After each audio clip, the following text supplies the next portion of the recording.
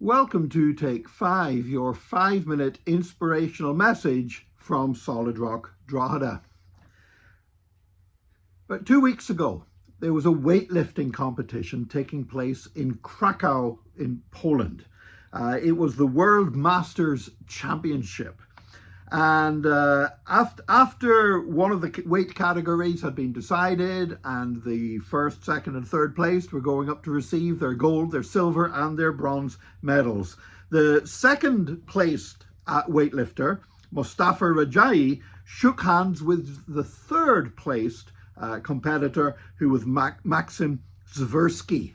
And there's nothing unusual about that. That's what you expect after a sporting competition. You expect the athletes to give their all, competing against one another, but to congratulate one another. And so it's the most common thing in the world in a sporting event to see the winners of the various medals, when they go up to the podium, shaking hands with one another.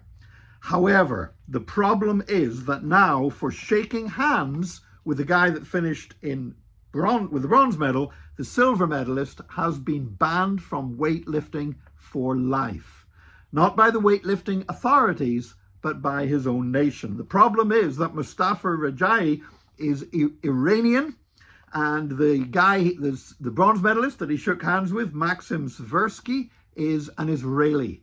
So he was representing Iran, the other guy was representing Israel. And for shaking hands with an Israeli athlete, he has now been banned, not just from competing in the weightlifting competitions, he's been banned from even walking into any sports facility in Iran for the rest of his life.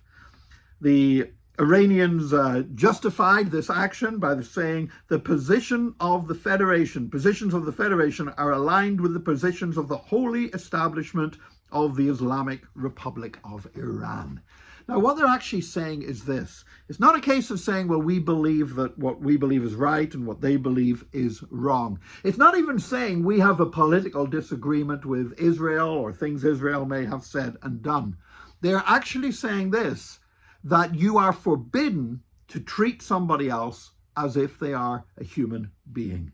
You are forbidden to acknowledge their very existence as a fellow competitor in the sport. And if you dare to treat them like a human being, then you yourself will be punished and will be banned from all sporting activity for the rest of your life.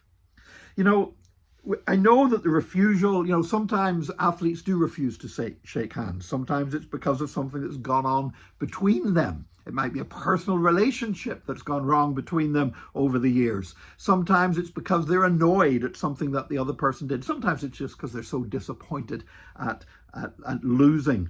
Now, there have, of course, been a lot of recent incidents where Ukrainian athletes have refused to shake hands with Russian athletes, particularly, for example, after tennis matches.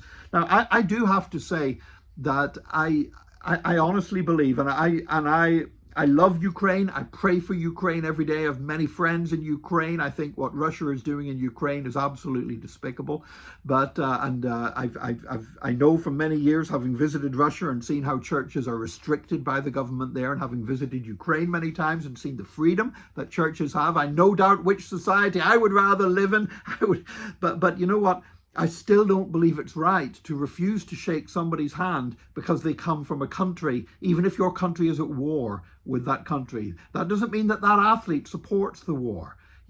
Just because they happen to be a citizen of a country that you have perhaps a well-founded anger at, should not lead us to refusing to shake hands to somebody. If it's their personal position that you disagree with, then of course you can refuse to shake hands with them. But refusing to do it just because of the country they come from, irrespective of whether they support the government's actions or not, is something that, to be honest, I feel very uneasy with that.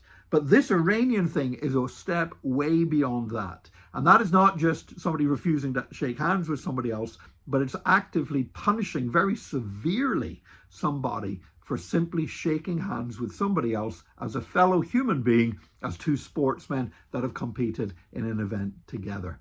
And that just reminds me that as Christians, you know what, there may be people who think that hating somebody to that degree and hating their nation to acknowledge that you won't even acknowledge their very existence, that is somehow aligned with a holy establishment.